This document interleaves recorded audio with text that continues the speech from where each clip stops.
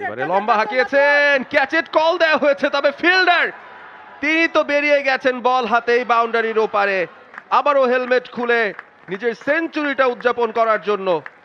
গত ম্যাচে পেয়েছেন সেঞ্চুরি, এই ম্যাচে পেয়েছেন সেঞ্চুরি, ব্যাক টু ব্যাক। কি দুর্দান্ত একজন খেলোয়াড়, কি দুর্দান্ত একজন ব্যাটার ফয়সাল শিনোজাদা খান। ভালো ডেলিভারি আরো একবার, যদিও বলটা বেরিয়ে গেছে এবং 4টা রান পেয়ে যাবেন কিনা। হ্যাঁ, 4টা রান পেয়ে গেছেন, তবে এই 4 রান পেলেও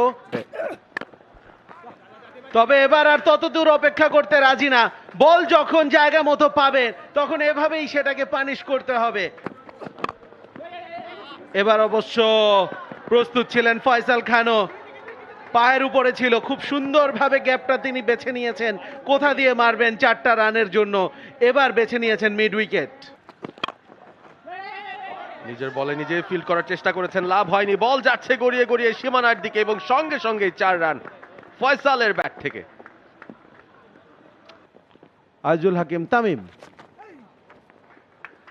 সুইপ করে দিয়েছেন, কেউ নেই ওখানে, 4টা রান পেয়ে যাবেন। এবং সেই 4 রানের সুবাদে ফয়সাল গত ম্যাচে সেঞ্চুরির পর এবার তুলে নিলেন আরো একটা 50 ওয়ানডেতে।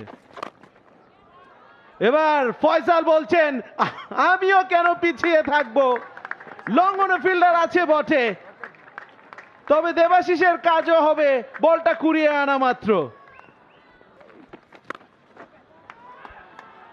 ফুল টস, ফয়সাল বলছেন অসংখ্য ধন্যবাদ দেবা এই বলটা দেওয়ার জন্য।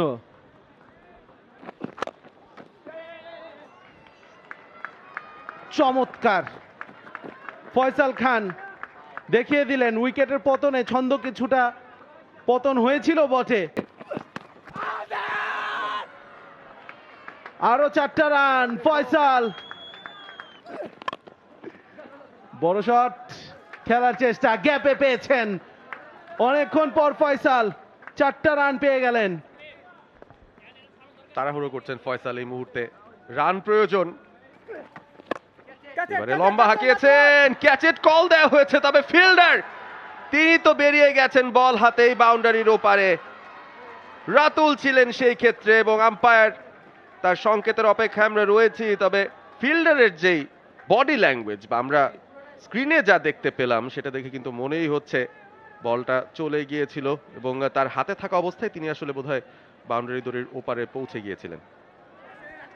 রাতুল বলটা ধরার আগে একটু পেছনে তাকানো হয়তো দরকার ছিল, হয়তো বা বোঝার চেষ্টা তখন, এই যে খুব ক্লিয়ারলি আমরা দেখতে পাচ্ছি যে বলটা নিয়ে তিনি কিন্তু বাইরে চলে গেছেন এবং ওই যে ঠিক বাউন্ডারি লাইনের মধ্যে যা এজে যে তিনি দাঁড়িয়েছিলেন সেটা তিনি নিজেই কিন্তু অনুধাবন করতে পারেননি। নিশ্চিত হলাম আমরা রিপ্লে দেখে, তবে রাতুল আগেই জানতেন আসলে এটা 6 হয়ে গেছে। আম্পায়ার লিমন তিনি ছক্কার সংকেতটা দিলেন। করে খাটো লেন্থের বল পুল করে দিয়েছেন, ফিল্ডার যতক্ষণে বল কুড়িয়ে দেবেন মাত্র একটাই রান পাবেন ফয়সাল, তবে সে একটা রানই যথেষ্ট আবারও হেলমেট খুলে নিজের সেঞ্চুরিটা উদযাপন করার জন্য। গত ম্যাচে পেয়েছেন সেঞ্চুরি, এই ম্যাচে পেয়েছেন সেঞ্চুরি, ব্যাক টু ব্যাক। কি দুর্দান্ত একজন খেলোয়াড়, কি দুর্দান্ত একজন ব্যাটার। 3 নম্বরে ব্যাট করতে নেমেছেন ইনিংসের 3য় ওভারে, প্রায় 40 ওভারের মতো ব্যাট করেছেন, 106 বল থেকে 100। সোজা হাঁকিয়েছেন, ফুল লেন্থের বল ছিল, পাত্তাই পাননি, বল চলে গেছে সরাসরি সীমানার ওপারে। অফের বাইরের বল, কোনোভাবে টেনে লেগ সাইডে খেলতে চাইলেন, তবে কাজের কাজ হলো না। অল ইন, আরো একবার ক্যাচার ইমন আরো একবার 5 উইকেট তুলে নিলেন। অসাধারণ বোলিং এবং বিগ উইকেট যেটা সেটাই কিন্তু তুলে নিয়েছেন ইমন। অবশ্যই স্মরণীয় একটা মুহূর্ত তার জন্য।